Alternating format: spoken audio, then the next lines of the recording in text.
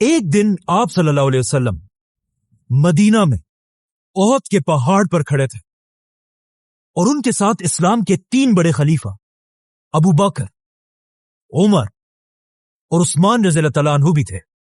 لیکن اچانک ایک زلزلہ آئے اور احد کا پہاڑ ہلنے لگا اور آپ صلی اللہ علیہ وسلم نے کہا، اے احد کے پہاڑ رک جا، تیرے اوپر ایک نبی، ایک صدیق اور 2 شہید کھڑے ہیں۔ اس حدیث کے بعد آپ صلی اللہ علیہ وسلم فوت ہو گئے، لیکن حضرت عمر اپنی پوری زندگی ان کی یہ بات بھول نہیں سکے۔ اسی لیے اپنی پوری خلافت میں حضرت عمر ایک بہت ہی عجیب دعا مانگا کرتے تھے کہ یا اللہ مجھے شہادت کی موت دے، لیکن شہادت بھی ایسی جو رسول اللہ صلی اللہ علیہ وسلم کے شہر مدینہ میں ملے۔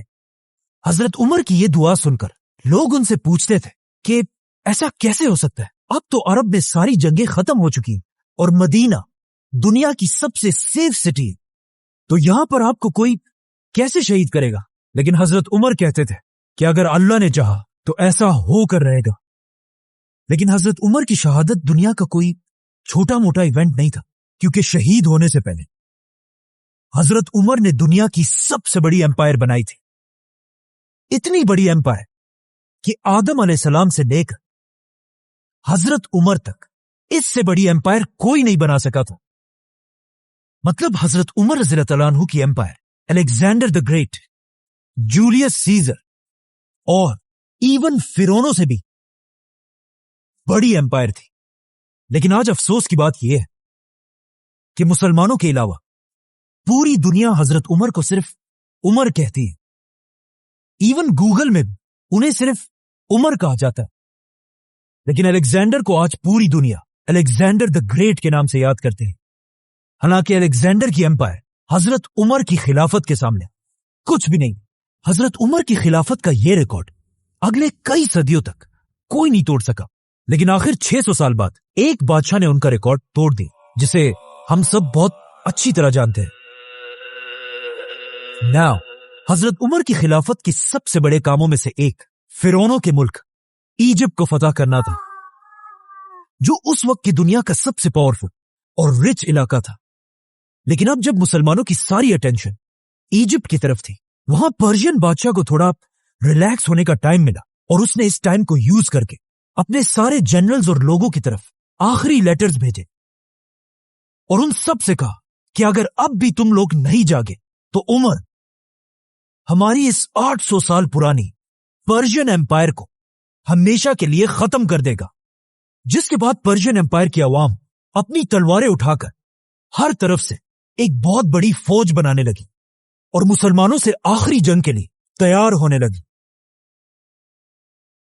اب جب مدینہ میں خلیفہ عمر رضی اللہ تعالیٰ عنہ کو اس بات کا پتہ چلا تو انہوں نے فیصلہ کیا کہ وہ مسلمانوں کی پوری فوج کو ایک جگہ جمع کر کے پرشین ایمپائر سے آخری لڑائی کے لیے بھیجیں گے۔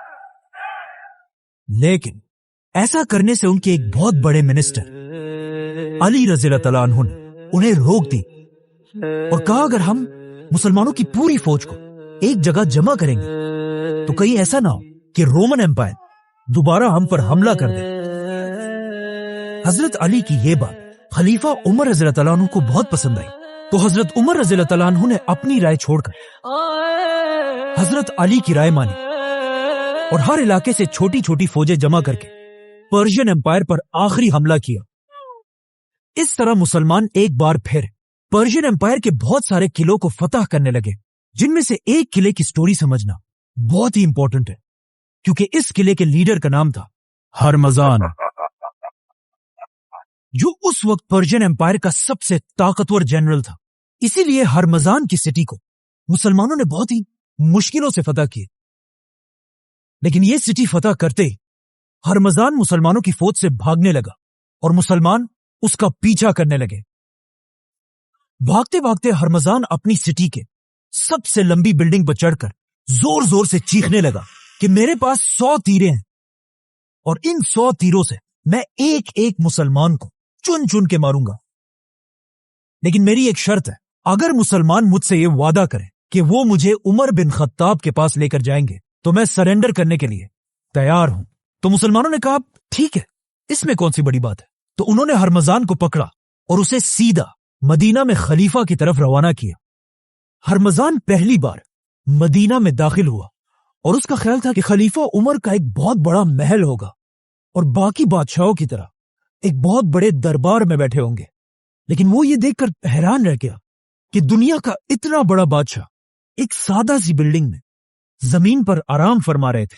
کہا جاتا ہے یہ دیکھ کر ہرمزان نے پوچھا بھی کہ خلیفہ کے گارڈز کدھر ہیں؟ تو اسے بتایا گیا کہ خلیفہ عمر کو ان چیزوں کی ضرورت نہیں ہوتی۔ لوگوں نے حضرت عمر رضی اللہ تعالیٰ عنہ کو اٹھایا اور انہیں کہا کہ یہ پرشین امپائر کا بہت بڑا جنرل آپ سے ملنے آیا ہے، لیکن حضرت عمر نے کہا کہ میں تب تک اس سے بات نہیں کروں گا جب تک اس نے یہ بادشاہوں والے کپڑے پہنے۔ جاؤ اور اسے بدل کر آؤ۔ جب ہرمزان اپنے کپڑے بدل کر بالکل عام انسان کی طرح حضرت عمر کے سامنے پیش ہوا، تب حضرت عمر نے اسے اپنے پاس آنے کی اجازت دی، لیکن اس ہرمزان کی وجہ سے پہلے ہی اتنے مسلمان شہید ہو چکے تھے کہ حضرت عمر اسے سزائے موت دینے کا ارادہ کر چکے تھے۔ لیکن آتے ہی ہرمزان نے کہا کہ مجھے پانی پلایا جائے۔ جیسے ہی اسے پانی دیا گیا تو ہرمزان نے وہاں سب کے سامنے حضرت عمر سے کہا کہ مجھ سے وعدہ کریں جب تک میں اس پانی کو نہ پیوں تب تک مجھے کوئی قتل نہیں کرے گا۔ جیسے ہی حضرت عمر نے ہرمزان کی بات مان لی، ہرمزان نے وہ پانی زمین پر پھینک دیا اور کہا میں نے تو پانی پیا ہی نہیں، بلکہ یہ پانی تو اب میں کبھی پی نہیں سکتا، اور اب آپ کے وعدے کے مطابق مجھے کوئی نہیں مار سکتا۔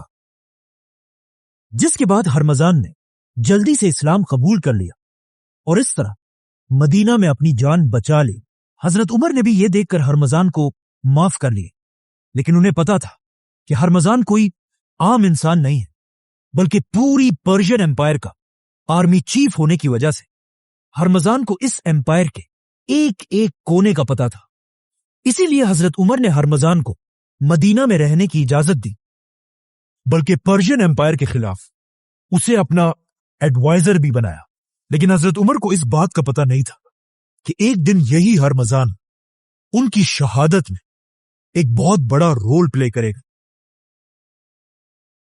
آرمی چیف ہرمزان کی گرفتاری کا جب پرشین بادشاہ کو پتا چلا تو اسے بہت غصہ آیا، کیونکہ یہ پرشین امپائر کے لیے ایک بہت بڑی بے عزتی تھی۔ تو انہوں نے اور تیزی سے اپنی فوج کو جمع کرنا شروع کیا اور آخر پوری پرشین امپائر سے ایک بہت بڑی فوج جمع کر کے ایران کی سٹی نہاوند میں مسلمانوں سے آخری جنگ لڑنے کے لیے تیار ہو گئے۔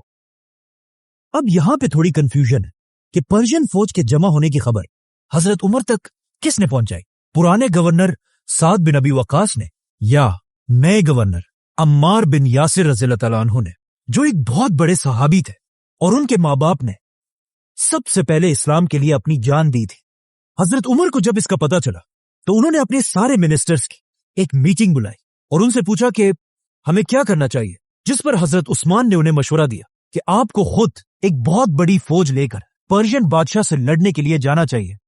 لیکن حضرت علی نے کہا کہ نہیں، خلیفہ کو مدینہ میں رہ کر کسی اور کو بھیجنا چاہیے۔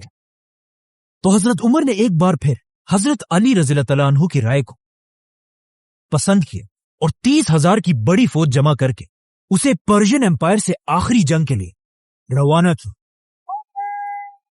جس کے بعد نہاوند میں اسلام اور پرشینز کی آخری بہت بڑی جنگ ہوئی اور آخر بہت مشکلوں سے مسلمان یہ جنگ جیت گئے۔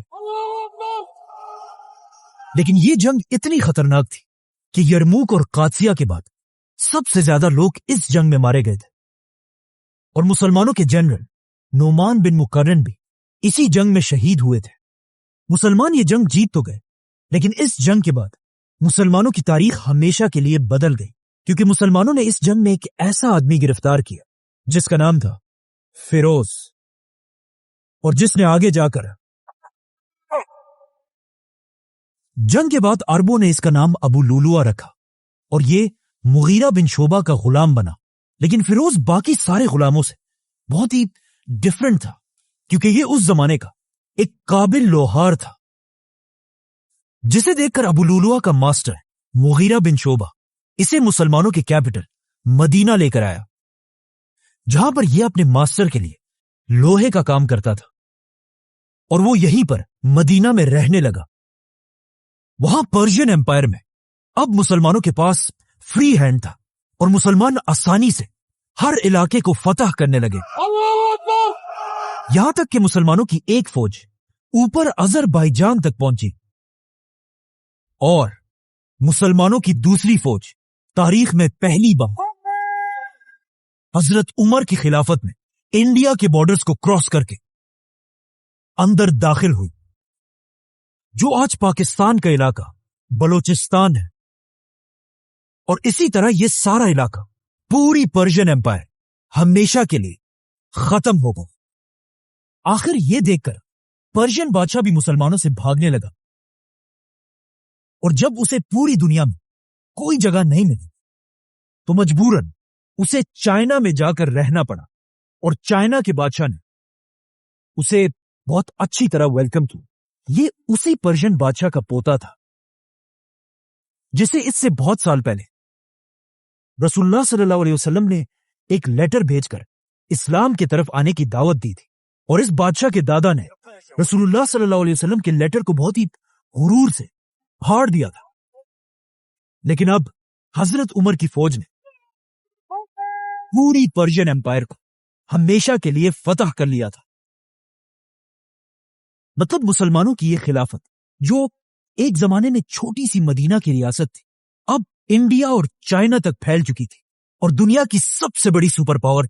लेकिन जैसे ही मुसलमानों की फौज पाकिस्तान के बॉर्डर के करीब पहुंची, यह हजरत उमर की खिलाफत का आखिरी टाइम था, क्योंकि इसके कुछ ही दिनों बाद हजरत उमर रज़ियल्लाहु तआला अन्हु को शहीद कर दिया गया। क्योंकि मसला यह था कि इससे कुछ ही अरसा पहले जिस गुलाम को मुसलमान पकड़कर मदीना लेकर आए थे, फिरोज या अबू लुलुआ, वो मदीना में मुसलमानों के साथ तो रहता था, लेकिन वो यहां कभी भी खुश नहीं था। कहा जाता है कि जब भी वो मदीना में अपने इलाके के बच्चों को देखता था तो कहता था कि इन अरबों की वजह से आज हम तबाह हो चुके हैं। इसके अलावा वो बार बार कहता था कि काश इन अरबों की गुलामी देखने से पहले मैं नहावंद की जंग में ही मर जाता।